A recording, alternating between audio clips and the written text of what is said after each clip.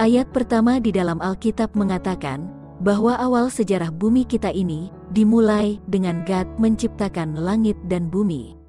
Pertanyaannya, siapakah God itu yang menciptakan langit dan bumi kita ini?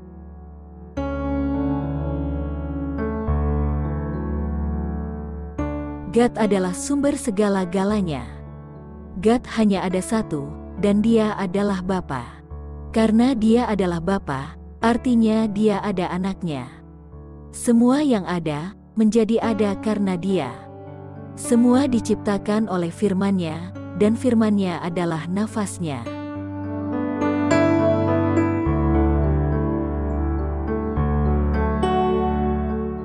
Dia mengatakan, jadilah terang, dan segera terang menjadi ada. Terang menjadi ada oleh nafas firman-Nya. Dia berfirman, dan apa yang difirmankannya segera menjadi ada. Dia memerintahkan, dan segera yang diperintahkannya menjadi wujud yang nyata, sesuai dengan apa yang diperintahkannya.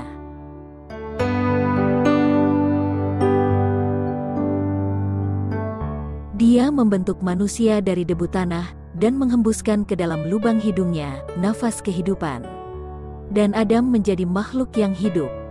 Nafas, yang adalah firman-Nya, adalah kehidupan.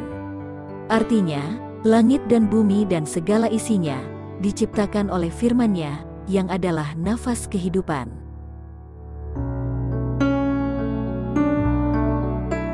Sebelum Bapa menciptakan manusia, Dia berkata kepada anaknya, "Mari kami menciptakan manusia sesuai dengan image kami dan rupa kami." Artinya, anak Bapa memiliki firman nafas kehidupan yang sama dengan yang dimiliki Bapa untuk menciptakan langit dan bumi dan segala isinya.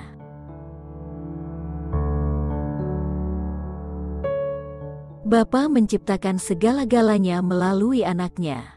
Artinya, Kristus menciptakan langit, bumi, dan segala isinya dengan cara berfirman. Kita mengerti bahwa firman-Nya itu adalah firman nafas kehidupan-Nya Bapa. Sebagaimana Bapa memiliki kehidupan di dalam dirinya sendiri, demikian juga Bapa telah memberikan kepada anaknya, agar anak memiliki kehidupan ini di dalam dirinya sendiri. Inilah nafas firman kehidupan yang difirmankan anak dalam penciptaan langit, bumi, dan segala isinya. Itu sebabnya anak bisa menciptakan segala-galanya, karena Dia memiliki kuasa penciptaan ini di dalam dirinya.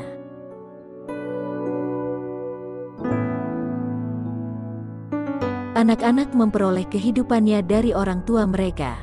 Namun, kehidupannya itu adalah kuasa penciptaannya Bapa, yang awalnya dihembuskan oleh anaknya ke dalam tubuhnya Adam, sehingga Adam menjadi makhluk yang hidup. Sebagaimana seorang anak memperoleh kehidupannya dari orang tuanya, demikian juga Kristus, anaknya Bapa, menerima kehidupan itu dari Bapanya, yang adalah sumber kehidupan. God adalah Bapanya Kristus, dan Kristus adalah anaknya God. Kepada Kristus diberikan posisi yang tinggi. Dia telah dibuat menjadi sama dengan Bapanya. Sebagaimana anak bisa diangkat menjadi seperti ayahnya, namun anak tidak pernah akan menjadi ayahnya. Demikian juga dengan Kristus, anaknya Bapa, walaupun diangkat menjadi seperti God, namun Dia bukan God. Kristus adalah anaknya God.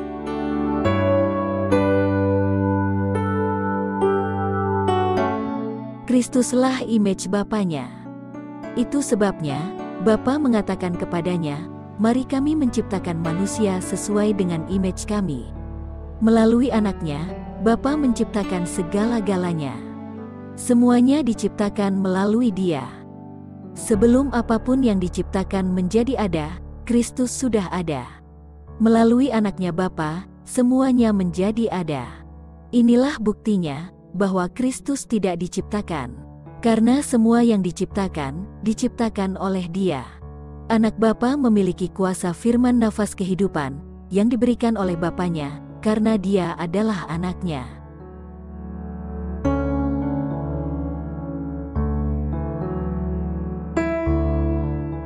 Sebab apa saja yang ditulis dahulu kala, ditulis agar melalui kitab suci, kita semua bisa mendapatkan pengharapan. Yang dimaksudkan Rasul Paulus adalah tulisan dahulu kala di buku-buku Perjanjian Lama. Karena buku Perjanjian Baru belum ada di saat dia menulis surat buku Roma. Roh Kristus memberikan inspirasi kepada nabi-nabi mengenai apa yang akan terjadi kepada Kristus. Apa yang diungkapkan kepada para nabi, sekarang mereka ungkapkan kepada kami, yaitu Injil yang diberitakan kepada mereka. Artinya, pekabaran Injil Kristus yang memberikan pengharapan sudah diberitakan oleh para nabi di Perjanjian Lama.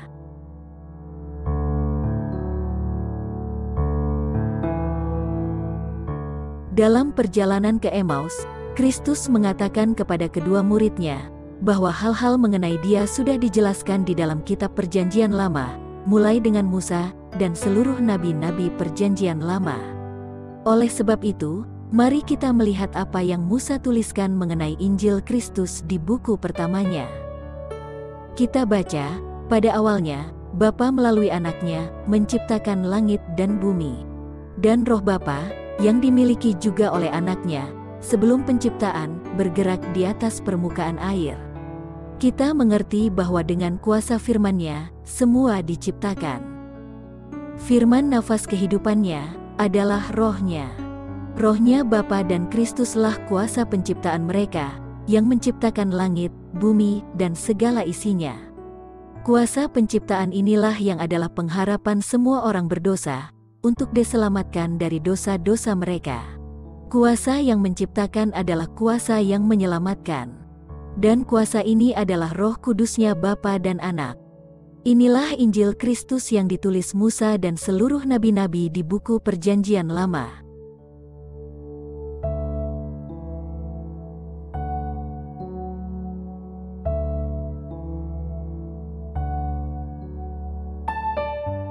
Kristus mengatakan kepada orang-orang Yahudi, "Seandainya kamu percaya Musa, kamu akan percaya Aku. Karena Musa menulis tentang Aku." Yang ditulis Musa adalah kuasa Injil Kristus sejak penciptaan bumi kita ini. Dan itulah buktinya bahwa Dia adalah anaknya Bapa. Karena hanya Kristuslah, selain Bapanya, yang memiliki roh nafas kehidupan ini, yang diungkapkan kuasanya dalam penciptaan bumi ini. Hal ini diucapkan Kristus, karena mereka menolak Dia sebagai anaknya God.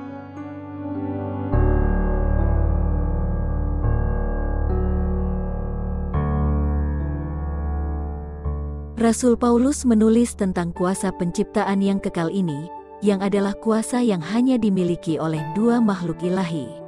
Bapa adalah ilahi, dan anaknya pun ilahi, karena Dia adalah anaknya Bapa yang ilahi. Hanya merekalah yang memiliki kuasa penciptaan ini, yang adalah firman roh nafas kehidupan. Bukti dari kebenaran ini adalah semua yang diciptakan Bapa melalui anaknya, sehingga tidak ada yang dapat beralasan untuk tidak pernah melihat buktinya. Barang siapa percaya akan kuasa Injil kekal ini, tidak perlu binasa, melainkan memperoleh kehidupan kekal.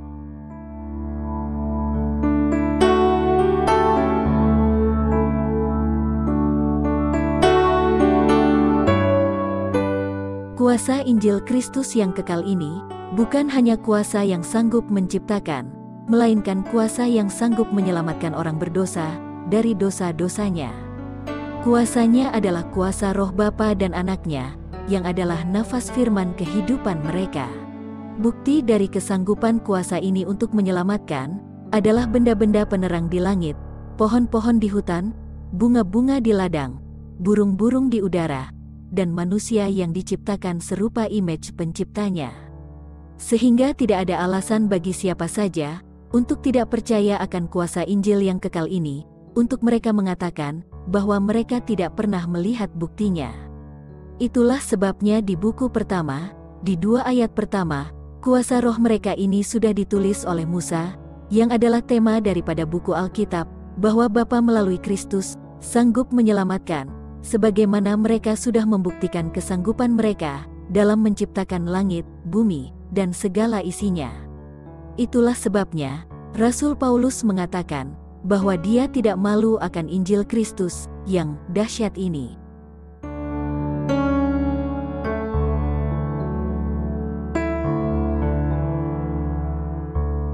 Bukti dari kuasa penciptaan ini dapat kita lihat dari peristiwa di buku Matius 8. Seorang Romawi memohon kepada Kristus untuk menyembuhkan hambanya yang lumpuh, yang sedang berbaring di rumahnya. Kristus menjanjikan kepadanya untuk menyembuhkan orang lumpuh ini nanti, waktu dia kunjungi orang ini di rumahnya. Orang Roma ini percaya akan kuasa Injil yang kekal ini, yang menciptakan segala-galanya, sehingga dia mengatakan kepada Kristus, "Berfirman saja, dan hambaku pasti akan sembuh." Orang ini mengerti bahwa kuasa penyembuhannya adalah kuasa firman roh nafasnya Kristus. Artinya, orang Roma ini mengakui bahwa Kristus adalah anak Bapanya di surga. Karena hanya anak Bapalah, selain Bapanya, yang memiliki kuasa penciptaan ini. Kristus mengatakan bahwa tidak pernah dia melihat iman sebesar ini, sekalipun di Israel. Iman kepada kuasa yang tidak kelihatan inilah yang perlu dimiliki siapa saja, yang tidak akan binasa, tetapi yang memperoleh kehidupan yang kekal.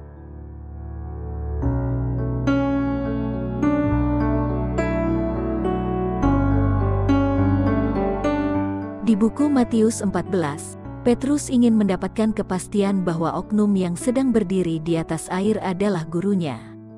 Dia mengatakan, "Kalau engkau adalah Kristus, panggillah aku untuk pergi berjalan di atas air untuk menuju engkau." Kristus hanya mengatakan satu kata saja. Firman yang diucapkannya adalah firman kuasa yang menciptakan langit, bumi dan segala isinya. Dan hanya jikalau Petrus percaya bahwa gurunya adalah anak Bapa, yang menciptakan segala-galanya, maka dia akan melakukan apa yang diucapkan Kristus. Oleh sebab itu, Kristus mengatakan, "Datang."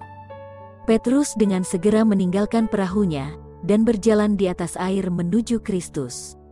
Ini buktinya bahwa Kristus adalah anaknya Bapa di surga, yang dengan kuasa rohnya, menciptakan langit, bumi, dan segala isinya.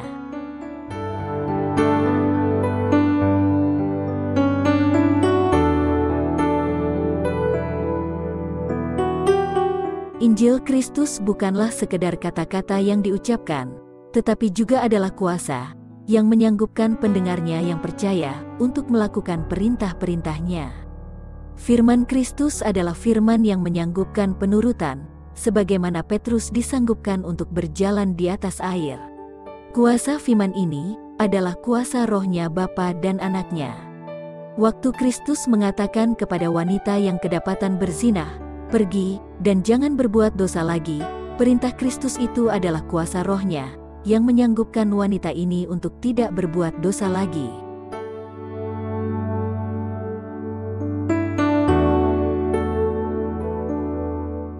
Injil kekal Kristus ini adalah kuasa kehidupannya, yang Bapa berikan kepada anaknya, karena dia adalah anaknya Bapa. Kuasa kehidupan ini kita lihat waktu Kristus berseru dengan suara yang keras, dengan berkata, "Lazarus, keluar." Lazarus sudah untuk 4 hari lamanya mati. Kematian itu kita semua mengerti adalah tubuh tanpa nafas kehidupan. Sebagaimana tanah, setelah dihembuskan nafas kehidupan, menjadi Adam yang hidup, demikian juga apa yang terjadi kepada Lazarus. Ini adalah buktinya bahwa Kristus adalah anaknya Bapa, karena hanya Bapa dan anaknya lah yang memiliki kuasa kehidupan ini. Suara yang sama akan didengar semua umat-umatnya, yang sedang beristirahat di dalam debu tanah, akan dibangkitkan pada waktu kedatangannya kedua kalinya, dengan firman roh kuasa kehidupannya yang sama, yang membangkitkan Lazarus dari tidur kematiannya.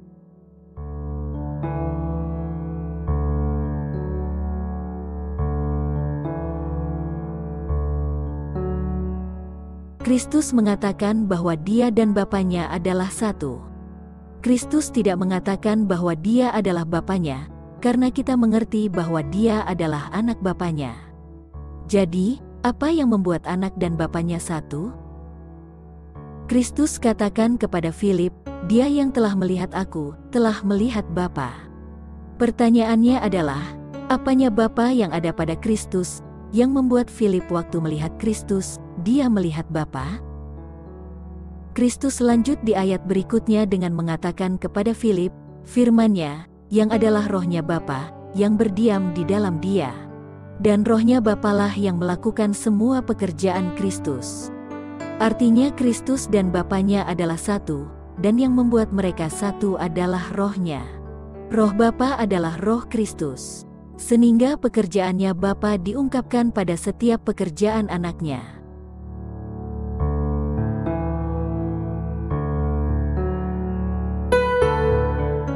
Kristus mengatakan kepada murid-muridnya di Yohanes 9, bahwa pekerjaan-pekerjaan Bapanya akan dimanifestasikan di dalam orang yang matanya tidak buta lagi. Orang yang matanya dibukakan mengatakan di ayat 32, sejak bumi ini diciptakan, tidak pernah terdengar mata orang yang buta dibukakan. Jikalau yang membukakan mata saya bukan dari God, pasti dia tidak bisa membukakan mata saya. Orang ini sedang mengungkapkan kuasa Injil Kristus yang menciptakan langit, bumi dan segala isinya. Melalui orang yang matanya dibukakan, pekerjaan Bapa melalui anaknya, pada hari itu diungkapkan kepada orang-orang Farisi, yang menyangkal Kristus sebagai anaknya Bapa di surga. Sementara orang ini, yang dibukakan matanya oleh kuasa Injil kekal ini, mengaku bahwa Kristus adalah anaknya Bapa. Kristus menanyakan kepadanya, apakah engkau percaya akan anak God? Orang ini menanyakan kepada Kristus, siapakah dia?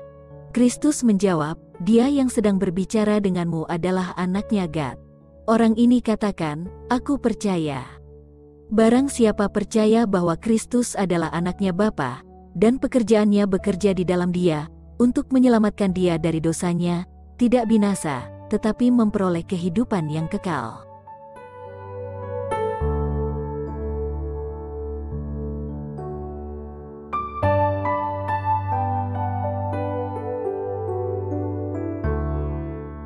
Bapa bersama anaknya beristirahat dari pekerjaannya, dalam menciptakan langit, bumi dan segala isinya, pada hari ketujuh.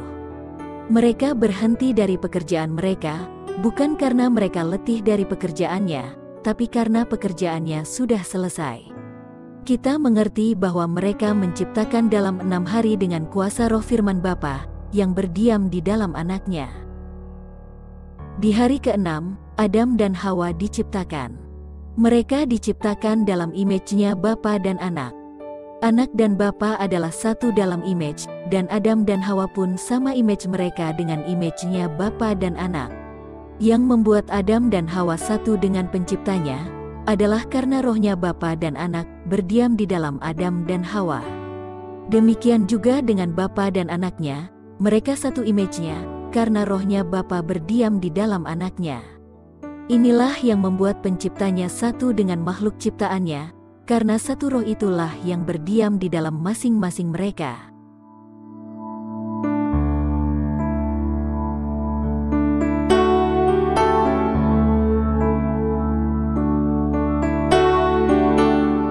Hari Sabat, hari ketujuh, menunjukkan manusia kepada pekerjaan penciptaan, sebagai bukti daripada kuasa Bapa yang sangat dahsyat, dalam pekerjaan penebusan manusia, dari dosa-dosa mereka. Dosa telah memisahkan manusia dari penciptanya. Rencana keselamatan adalah untuk mempersatukan manusia kembali dengan penciptanya, sebagaimana Adam dan Hawa satu dengan Bapa dan Anaknya, waktu mereka diciptakan.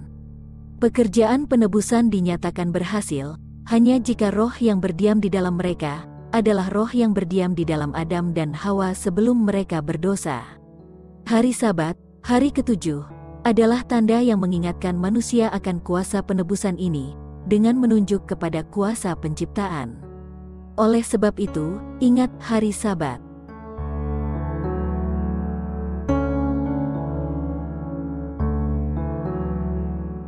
Dalam rencana penebusan, Kristus mengatakan kepada Bapanya, agar semua murid-muridnya dapat menjadi satu, sebagaimana engkau, Bapa, berdiam di dalamku, dan aku di dalammu.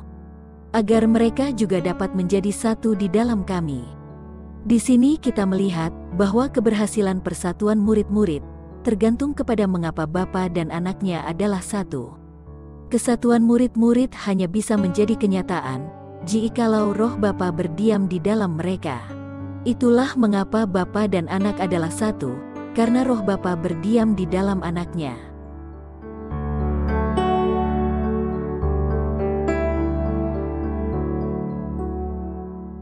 Kita mengerti bahwa yang membuat murid-murid satu adalah jikalau roh Bapa dan Anak berdiam di dalam mereka.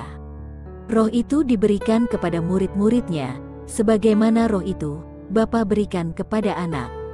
Di Yohanes 17 ayat 22, Kristus mengatakan bahwa yang Bapa berikan kepada Anak adalah kemuliaannya. Dan kemuliaan itu Anak telah berikan kepada murid-muridnya.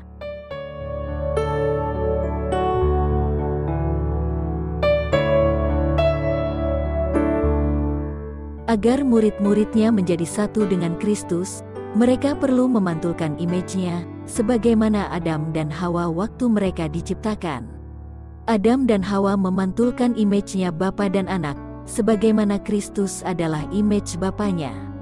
Artinya, pekerjaan penebusan adalah untuk mengembalikan image-nya Bapa, yang adalah hasil dari pekerjaan penciptaan.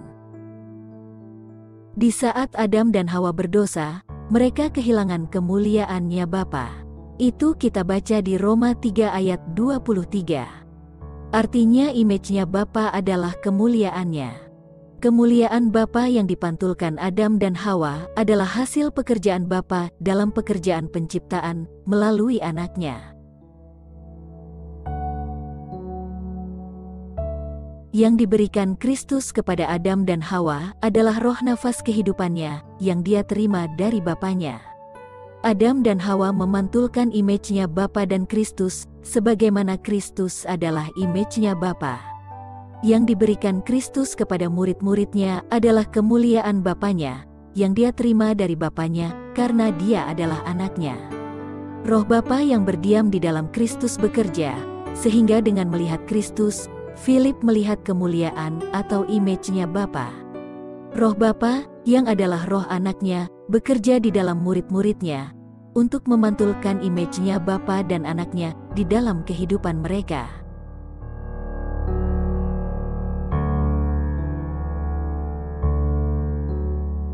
Kristus sedang menunggu untuk karakternya dimanifestasikan di dalam gerejanya. Pada saat karakternya sudah dengan sempurna direproduksikan di dalam gerejanya, barulah dia akan datang untuk menjemput mereka sebagai miliknya. Dirinya dimanifestasi di dalam gerejanya melalui karakternya.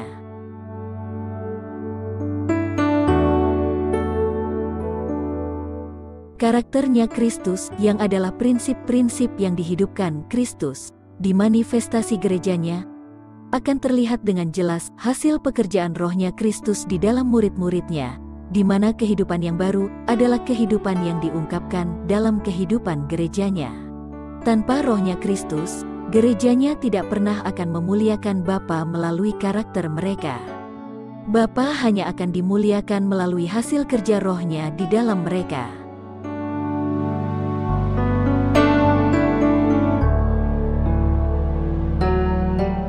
Kemuliaannya Bapa adalah karakternya, dan kemuliaan ini dimanifestasikan di dalam Kristus. Dengan memberikan rohnya kepada Anaknya, Bapa memberikan kemuliaannya.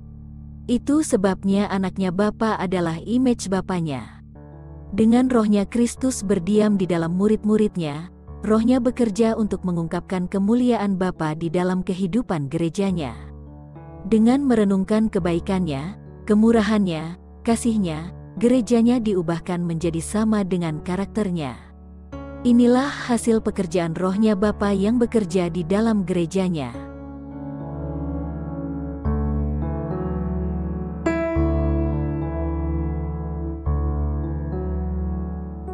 Tidakkah kamu mengetahui bahwa kamu adalah Ka'bah Bapa, bahwa rohnya Bapalah yang berdiam di dalam kamu?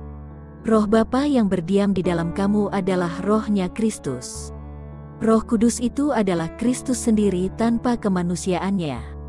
Dia mewakili dirinya sendiri melalui Roh Kudusnya. Sehingga, Kristus hadir di mana saja pada saat yang bersamaan melalui rohnya. Bukan melalui oknum yang lain, tetapi melalui kuasa roh dirinya sendiri.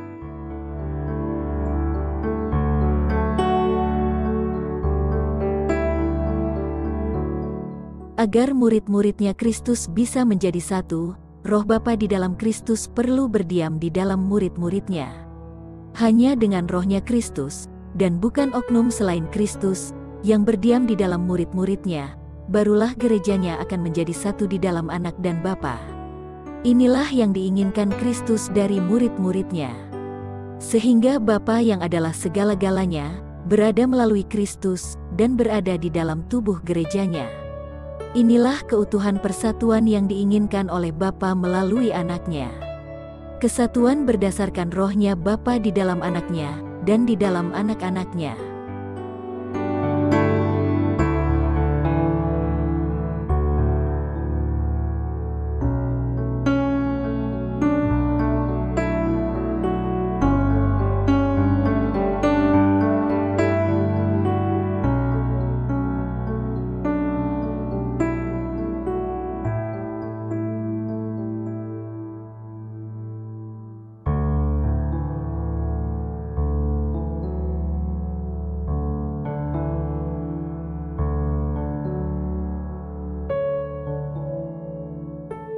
Agar mereka semua menjadi satu, sebagaimana Bapa berada di dalam Aku, dan Aku di dalam Bapa.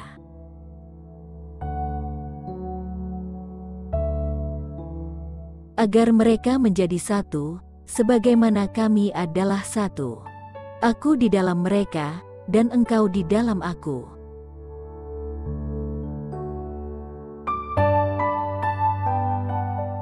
Persekutuan ini membuat kami dulu Roma Katolik, dulu kami Protestan, dan dulu kami Mesianik Jews. Doktrin-doktrin yang membedakan kami dengan yang lain, disingkirkan, sehingga kami sekarang satu.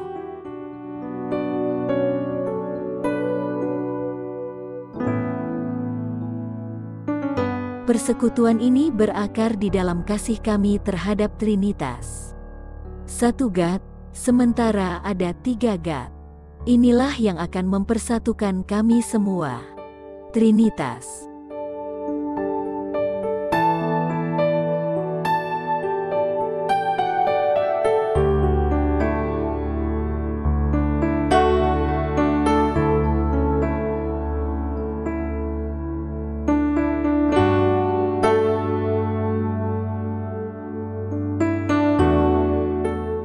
Misteri daripada Trinitas yang Maha Kudus adalah sentral misteri daripada iman dan kehidupan pengikut Kristus. Misteri ini adalah misteri tentang God.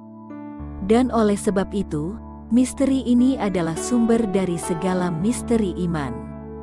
Dan misteri inilah yang menerangi misteri-misteri lainnya. Misteri Trinitas ini adalah yang paling dasar dan ajaran yang sangat penting dalam hierarki kebenaran orang beriman. Katekisme daripada Gereja Katolik, 234.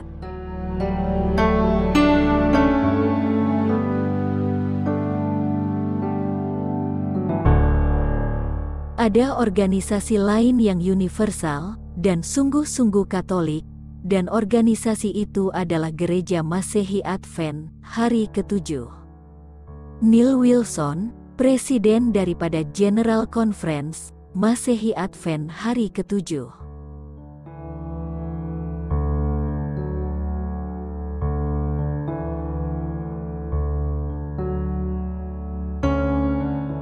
Gereja yang sedang mengalami kemerosotan moral adalah gereja yang mengurangi jaraknya antara dirinya dengan kepausan. Signs of the Times, Februari 19, 1894, paragraf 4. Jarak yang tambah dekat ini adalah untuk tujuan persatuan. Persatuan yang dihasilkan oleh cinta bersama terhadap Trinitas.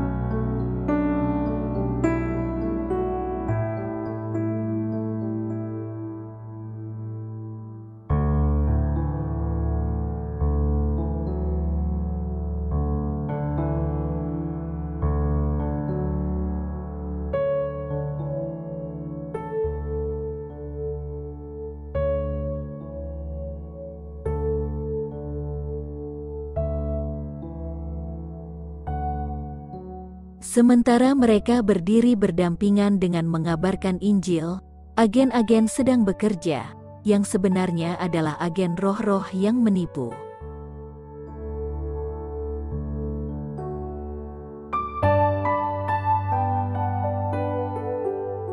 Dengan Alkitab terbuka dan mengaku untuk menghormatinya, banyak pemimpin-pemimpin agama di zaman ini sedang menghancurkan iman terhadap firman Tuhan.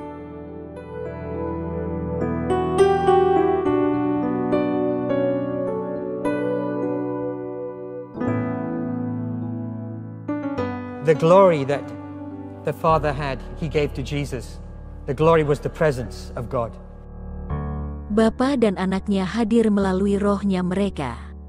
Di Matius 28 ayat 20, Kristus mengatakan bahwa Dia akan selalu berada dengan murid-muridnya. Kehadirannya bukan dengan kehadiran oknum tubuhnya, tetapi melalui rohnya.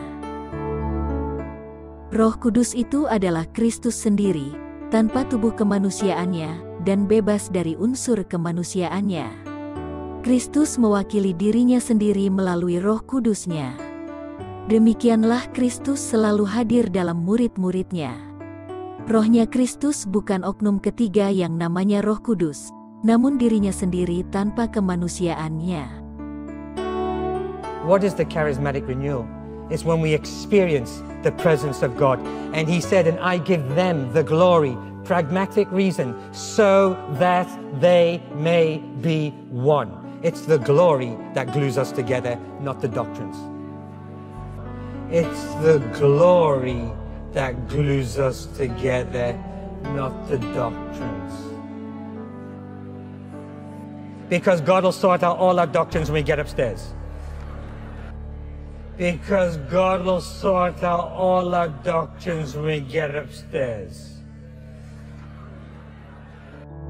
Nama adalah karakter yang dihidupkan dalam kehidupan orang itu. Karakter Bapa adalah kemuliaannya yang diungkapkan di dalam kehidupan anaknya.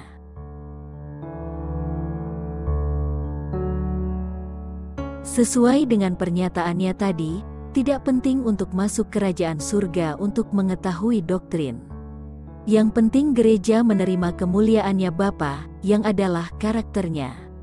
Lalu nanti di surga, Bapalah yang akan meluruskan perbedaan-perbedaan doktrin dari setiap denominasi-denominasi di dunia ini. Apakah doktrin Kristus tidak mempersatukan perbedaan-perbedaan antara denominasi? Apakah karakter Bapa dapat dipantulkan gerejanya jika doktrinnya salah? Doktrinnya Kristus menetes seperti air hujan ke tanaman yang haus, seperti embun yang membasahi kegersangan bumi. Dia akan turun seperti air hujan ke atas rumput, seperti hujan lebat yang membasahi bumi. Aku akan menuangkan air kepada dia yang haus, dan air seperti banjir ke tanah yang kering. Aku akan menuangkan rohku kepada benihmu, dan berkat-berkatku ke seluruh keturunanmu.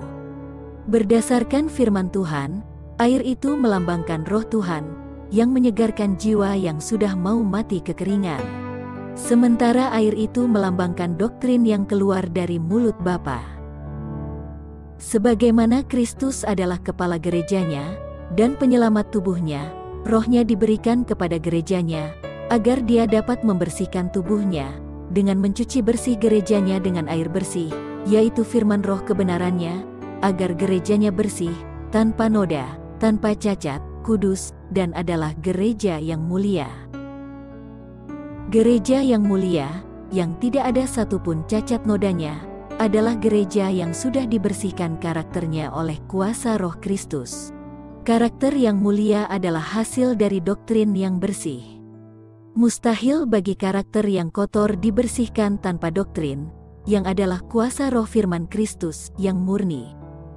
Seseorang dibersihkan melalui kebenaran. Firman Kristus itu adalah kebenaran. Firman itu adalah doktrin yang menetes seperti air yang membersihkan. Mereka yang melakukan firman Kristus akan memiliki karakter Kristus yang sempurna, karena kehendak mereka adalah kehendaknya Kristus. Demikianlah karakter Kristus dibentuk di dalam gerejanya, yang adalah pengharapan akan kemuliaannya. Dengan memandang karakternya, orang itu dirubahkan menjadi seperti karakternya Kristus, oleh kuasa Roh Kudus. Bapa bekerja melalui Roh-Nya dalam pekerjaan penciptaan. Demikian juga dari pekerjaan keselamatan dari dosa. Pekerjaannya dilakukannya melalui Roh-Nya Bapa, yang menghasilkan ciptaan yang mulia, sesuai dengan karakternya. Dengan cara yang sama ini, gerejanya menerima kemuliaannya, melalui pekerjaan Roh-Nya Bapa, yang adalah firman doktrin kebenarannya.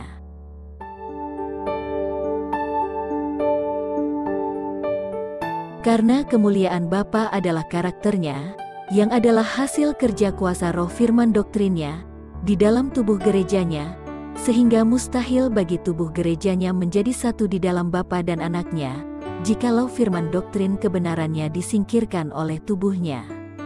Karakternya setan menggantikan karakternya Bapa di Taman Eden, di saat Hawa menyingkirkan doktrin firman Bapa, dan menggantikannya dengan roh firmannya setan. Adam dan Hawa, sesuai dengan Roma 3 ayat 23, segera kehilangan kemuliaannya Bapa, di saat roh kegelapan menggantikan roh firman-Nya Bapa. Jubah kemuliaan tidak akan menutupi orang berdosa di dalam pelanggarannya akan doktrin firman Tuhan.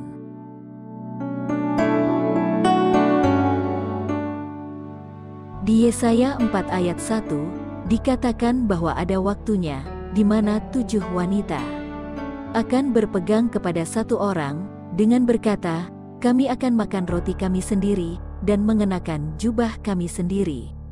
Tetapi biarlah kami mengambil namamu. 7 wanita adalah seluruh gereja. Roti dan jubah adalah doktrin. Nubuatan Yesaya ini digenapi sewaktu denominasi-denominasi bersatu, bukan berdasarkan doktrin-doktrin yang berbeda. Karena yang mempersatukan adalah nama, yang kita mengerti sebagai kemuliaan.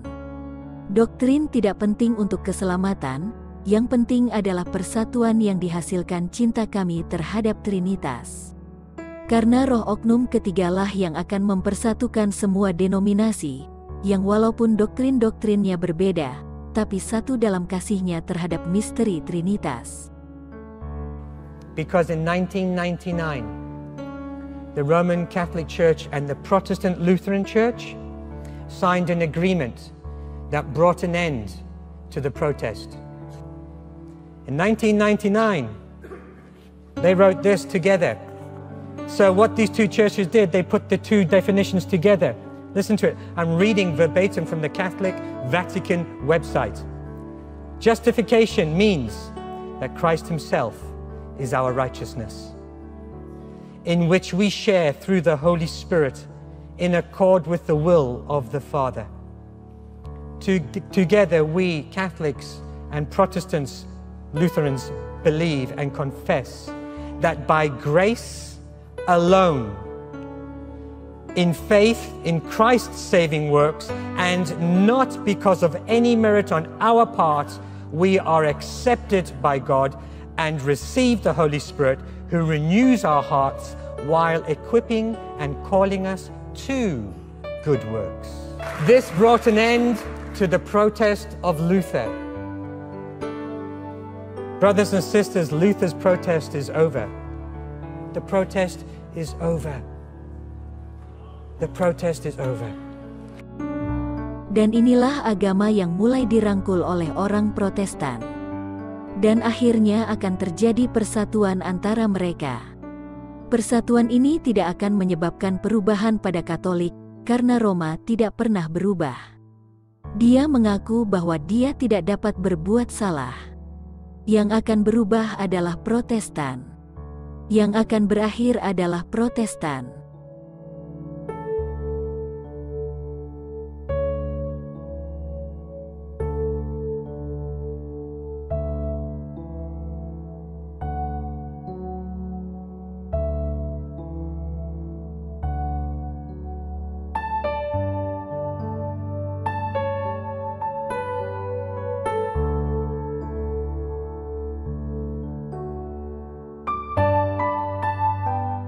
Yohanes melihat kuasa gereja ini mengalami luka parah, dan luka parahnya sembuh. Dan Yohanes melihat kuasa yang lain muncul keluar dari bumi, memiliki 2 tanduk seperti domba, namun dia akan berbicara seperti naga. Kuasa yang bertanduk 2 seperti domba ini adalah Protestan Amerika, yang akan mengundang-undangkan pemeliharaan hari Minggu, yang adalah tanda otoritasnya Roma.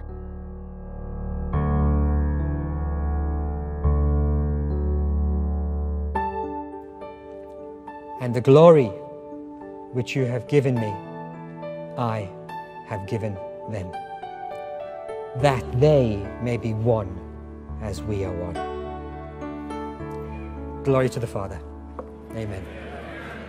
Io sono qui con mio fratello, mio vescovo fratello Tony Palmer. Siamo amici da anni. Io ho la nostalgia che questa separazione finisca e ci dia la comunione. Io ho nostalgia e avanti, siamo fratelli, ci diamo spiritualmente questo abbraccio e lasciamo che il Signore finisca l'opera che Lui ha incominciato, perché questo è un miracolo, il miracolo dell'unità è incominciato. Vi chiedo di benedirmi e io vi benedico, di fratello a fratello, un abbraccio, grazie.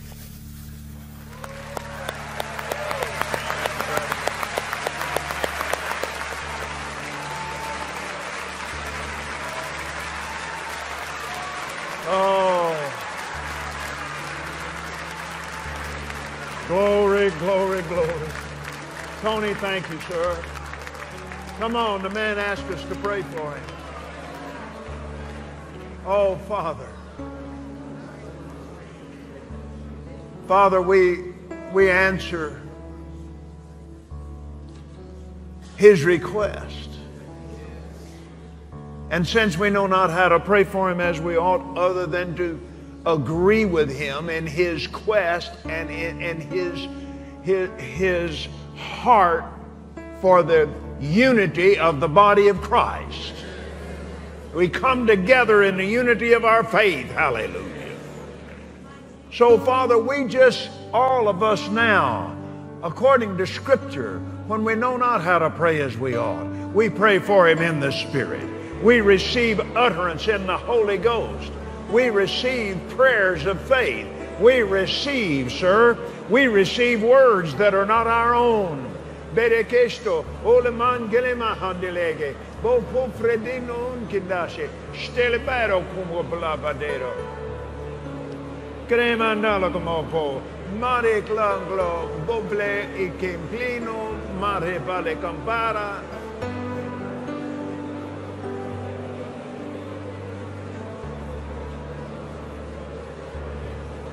La delgo plumo meno teleaskepe. Fe folo puma mlama ya tel clemene kido. Popolo maya tale endole como meste stelo clofai lebo le camana. Bramande kirko poma blesdo boskire teleketo. Gereja Protestan di Amerika akan merangkul doktrin spiritisme dan akan juga bersekutu dengan kuasa Roma. Hasil dari persekutuan ini, Protestan akan menginjak-injak hak asasi manusia.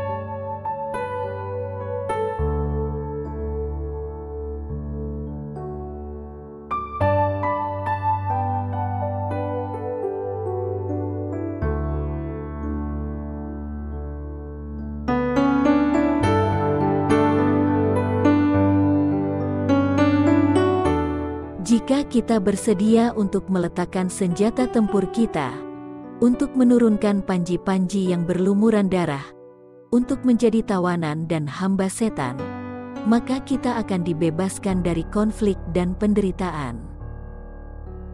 Namun, perdamaian ini hanya akan diperoleh dengan kehilangan Kristus dan surga. Kita tidak boleh menerima perdamaian dengan kondisi seperti ini. Biarlah terjadi peperangan sampai akhir sejarah bumi daripada perdamaian atau persatuan melalui kemurtatan dan pelanggaran hukum Tuhan. Maka marahlah naga terhadap gereja Kristus, dan dia memerangi sisa daripada umat Tuhan di akhir zaman yang memelihara hukum Tuhan dan memiliki kesaksian Yesus. Inilah tubuh Kristus di akhir zaman. Mereka tidak akan berkompromi, walaupun mereka akan mengalami konflik dan penderitaan.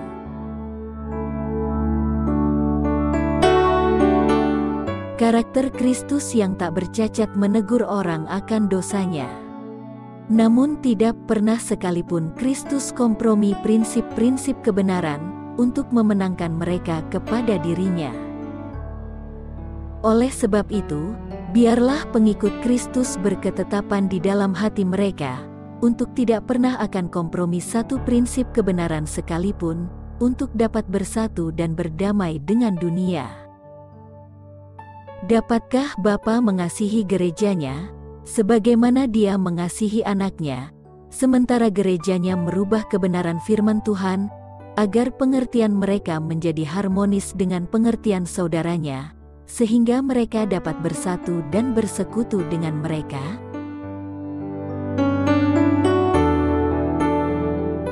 Kristus menginginkan gerejanya menjadi satu. Persatuan ini hanya akan terjadi jika Roh Bapa yang berada di dalam Dia berada di dalam mereka.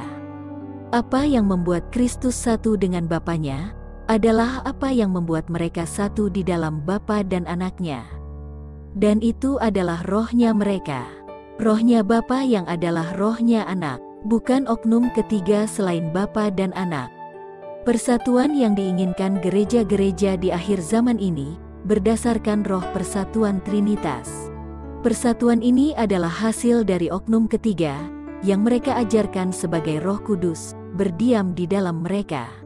Roh oknum ketiga yang berdiam di dalam gerejanya Kristus adalah roh oknum yang berdiam di dalam Bapa dan Anak. Sementara roh oknum ketiga ini bukan Bapa ataupun Kristus. Firman Tuhan mengajarkan bahwa gerejanya Kristus adalah gerejanya, karena rohnya Kristus, bukan oknum ketiga, yang berdiam di dalam gerejanya.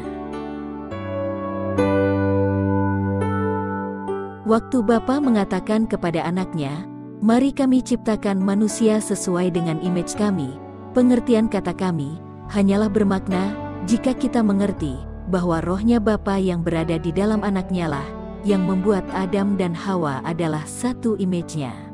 Sehingga manusia yang diciptakan di dalam kesatuan mereka adalah satu. Adam dan Hawa satu, dan mereka pun satu di dalam Bapa dan Anaknya. Persatuan inilah yang diinginkan Kristus. Dan persatuan ini pasti akan terjadi, karena kuasa yang mempersatukan ini di dalam rencana penebusannya adalah kuasa penciptaannya. Pengharapan ini akan menjadi kenyataan jika murid-muridnya mengerti bahwa ini hanya bisa terjadi jika rohnya Kristus berdiam di dalam gerejanya.